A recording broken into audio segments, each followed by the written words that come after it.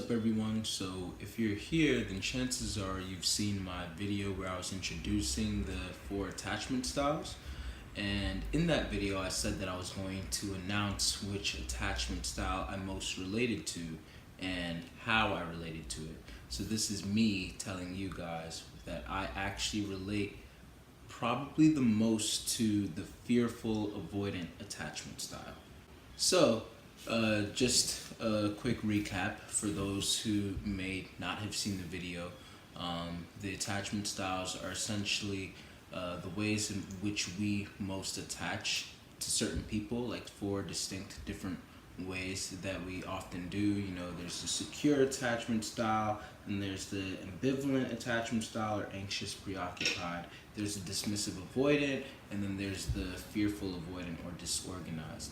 And the one that I most relate to, as I just said, is the disorganized slash fearful avoidant, which is a mixture of the dismissive avoidant and the ambivalent avoidant one. So quick recap is people with the fearful avoidant attachment style fear being too intimate but also too distant, experience many highs and lows, and they want intimacy but they don't trust it, because usually these are the people that when they try to seek intimacy with people, then they feel like it's going to be like pulled away from them, and that's kind of like traumatizing for them, because people who usually have this actually don't start off with this, but it's more of like developed throughout their time, probably because of it could have even just been like one bad breakup, you know, where now it's like kind of like they're scarred in that way.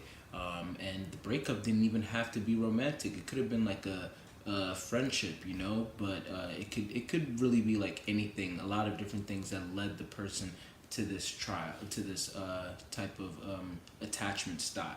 So in my case, I'd say that I have, of course, a lot of secure attachment styles. Like, I believe, once again, that I have a secure attachment style with David.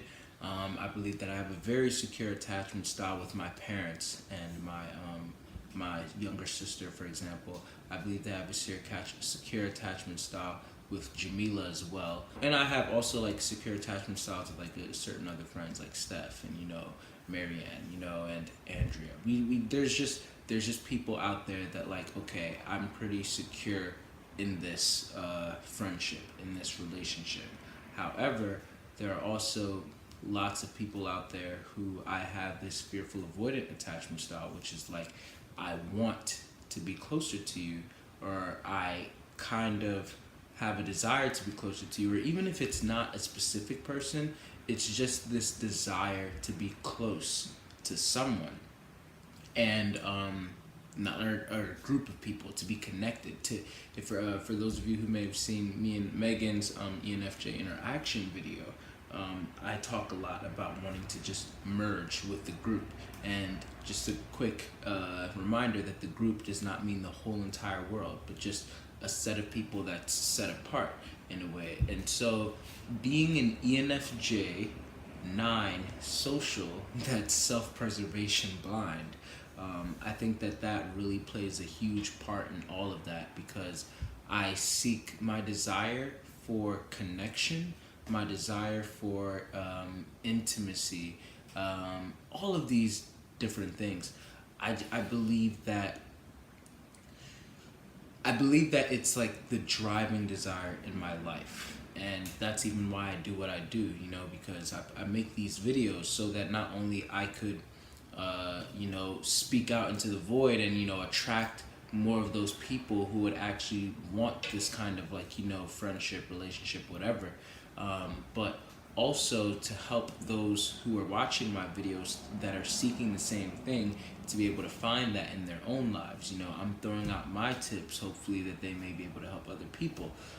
So yeah, connection is just extremely important to me. Like, when I think about the dismissive avoidant types and think about like type 5s in the Enneagram, for example, and just people who just always want like isolation and stuff like that, like the incredibly, insanely introverted people, that just blows my mind because I don't know, like, I, of course, value my alone time, but I would not say stuff like, like it surprised me one time when one of my friends, an INFJ, she was talking about how she could, if she had the chance to like be on an island with no communication to people and stuff like that for a month, that she would. And that boggled my mind because I don't know, like it's just I just can't, especially as a nine and especially as an ENFJ. We heavily value connection. Nines, especially, their fear is being separated from people, especially a social nine. Social nine is all about participation, and so as a social nine, that's what I want. Like I want to be involved with the community. I want to be involved with the tribe, with the group of friends, and so my desire for connection has led me to stick my hand out a lot of times to try and initiate that type of connection. And then a lot of times my hand would get smacked, or I'd actually be invited into that connection. But then over time, as the connection starts to build and develop more, and I become more secure in that connection, it's been ripped away from me several times. It's actually quite sad if I were to tell you a lot of the stories, and it's something that I'm still continuing to explore. But I've been ghosted so many different times, and I've been just overall just very, I don't know, just abandoned. And I'm not like, throwing this out there for pity or anything like that, but it's just tough being able to actually trust people because it's like, okay, I know that I have this deep desire for connection, and there's possibility all around me to connect with this person and to connect with that person. But then the thing is, will this person actually be able to return back that connection? Would this person actually be able to handle the type of intense connection that I bring to the table? Will this person actually be able to have the consistency? In my Q&A video, I talk about how that's one of the biggest things that I value. And even in me and Kylisa's video, where I was talking about the 5 aspects of a healthy relationship, both platonic and romantic, consistency was like one of the biggest things for me. And so when I think about all of these things, and I think about the people that I've trusted in the past, it kind of really does bother me because it's like, dang, like, these are a lot of people, both romantic and platonic, that I believed, and both female and male, that I believed we were going to really go the long run, that we were really connected in a way. A lot of them, they were the ones who initiated it. Most of them, they were the ones who initiated it. And I decided to deliver, and then as soon as I delivered to them, and they're like, ooh, I didn't know it was going to be like that. And when I say that, I think it's more of like, it's not that I don't think myself to be clingy. I don't think, like, even when I think about the ambivalent type, I don't see myself as, like anxious, preoccupied, in the sense that like I try to like reach out and everything so much. I really am just in the middle. Like, I try to do enough to at least show the person that I appreciate the person, but I also keep in mind that I need to make sure that they have space to be able to return that back to me, and they don't feel pressured to return that back to me in a way. And so that's where I get like that dismissive avoidant, where it's like I have a little bit or enough of a detachment to be able to give them that space to reciprocate. And if I'm not seeing that reciprocation, then I start to readjust how I view that relationship with the person. And then I start to reassess, like, okay, this is who that person is in my life. And so the problem usually came when I overestimated the relationship that I may have with somebody. Like when I'm realizing that, and I talk a lot about this in me and Kylisa's video. So if you guys want, you can go and check that out, the 5 aspects of a healthy relationship, both platonic and romantic. But in a sense, because I desire connection so much, then if I give the person a chance to connect on a deep level, and then I think that, we're both like, equally benefiting here, or even if I'm just a little bit more in the giving side, like that's okay. But when I see that they can just rip out their tree, like my relationship with them is planted in very deep grounded rooted soil, while theirs is just in like quicksand or something, or sand that they can just yank out whenever they want. That creates some sort of like mental trauma, you know what I mean, from that happening, like I said, so often, where I've been ghosted, or I've had romantic partners that literally would say that I was perfect and I could not have been better for them, but they just lost feelings, you know. And of course, I would not force them to stay with me or beg them or anything. It's just like, hey, if you lost feelings, there's nothing more that I can do, because what I want is that connection. And now, even if you were to stay with me, you're more of like a prisoner, quote unquote, rather than somebody who's willingly wanting to remain in this relationship. And so, yeah, having stuff like that be done, you know, having guys that, you know, I would reach out to often and be like, hey, like, we should be like closer friends, and, you know, etc. And it's like, oh, yeah, yeah, for sure. But then it just doesn't really like happen, you know. Or guys that I actually was very close friends with, one that I even thought would be my best man, and now we don't ever talk, you know. Like, I don't know, it's just crazy, you know what I mean. But then of course there are still secure relationships. Like, I have a friend named Nick, from second grade, and even though me and him, like, we barely talk, I'm so secure in my relationship with him that it doesn't bother me, because I know that we can always hit each other up and like pick up where we left off. And so there's a lot of like nuance to a lot of this. But if you check out my whole page, this is actually why I started like looking more into the attachment styles, because I started realizing more and more that this is the attachment style that I most relate to. And I'm trying to learn, just like I spoke about in my self-fulfilling prophecies video and the confirmation bias video. I'm continuing to try and navigate understanding who's actually worth investing my energy into and who's not worth investing my energy into. That doesn't mean necessarily that I'm going to be mean to these people, but it just means that, like, you know, I can be kind to them and I can continue to be cordial with them.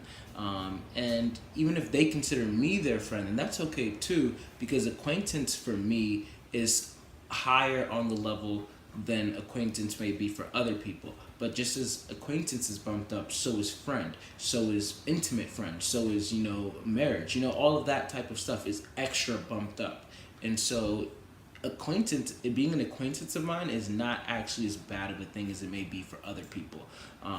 That you still get the depth. You may actually feel like a close friend of mine, even though I just threw different vocabulary on there. But because of my desire for connection, my intimate friends, they get like a different type of connection, a different type of access to me, you know what I mean?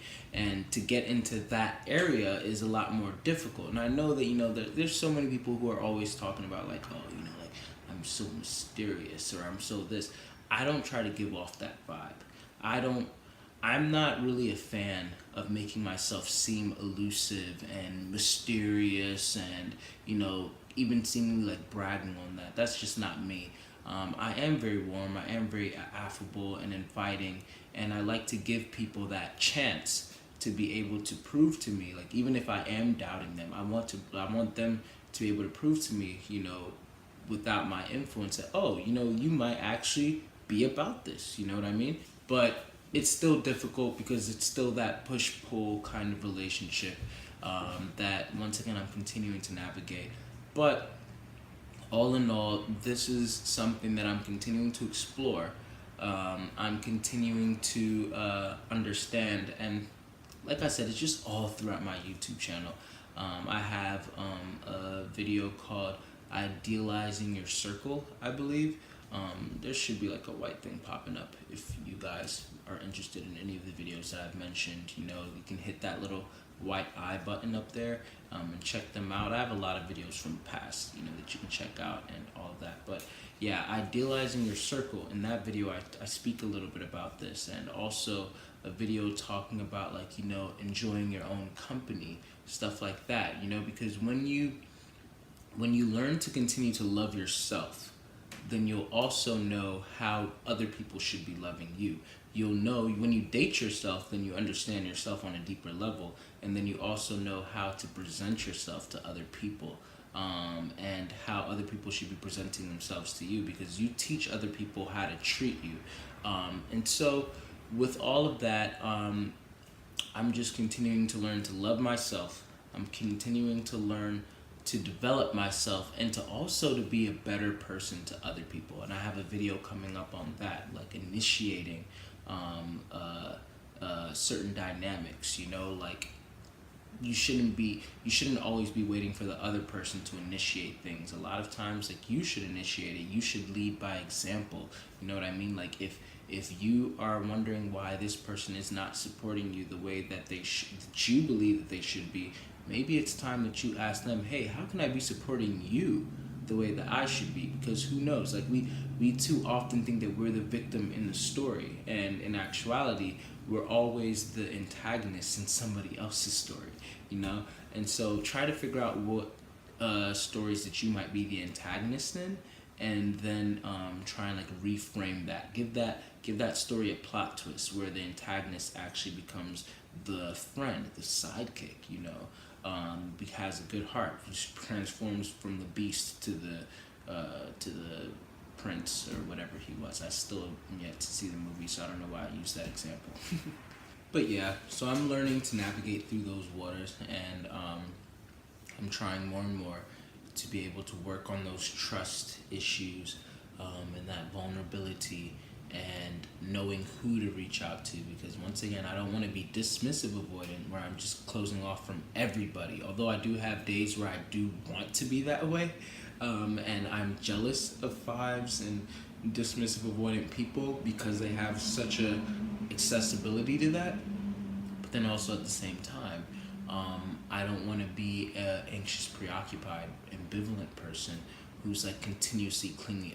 That I'd rather be a dismissive avoidant, honestly, than that. Like, I just don't want to bother people, you know what I mean? But at the same time, a lot of times you have to show people how much they mean to you, so that they know, or they take the relationship or friendship more seriously with you. And a lot of times we lose people because we fail to show them how much they mean to us. But then a lot of times we lose people because we also showed them a little bit too much how much they mean to us. So finding that balance, I guess, is what my journey now is, to make more secure relationships. I have secure relationships, but the fearful, avoidant ones that I have right now, I'm trying to work on making them more secure. And once I finally organize them in my mind, and I get a better idea, a better sense of how to make certain friends and all of that, who knows where that'll go. So yeah, thanks for watching. Leave your comments, questions, concerns. Let me know what you guys think that y'all are. If you have any thoughts that you want to toss towards me, you can respectfully do so. And also, of course, coaching is still available. Relationship coaching, life coaching, as in personal development coaching, discipleship coaching, and if you want to be typed, all of that is available for your access. You can email me at dEEzy2blessed@icloud.com, or you could access one of the links in the description to be able to just book a session with me, and I'll make sure to get to you with that. But yeah, I think that's about all for right now, and thanks for watching once again. Done.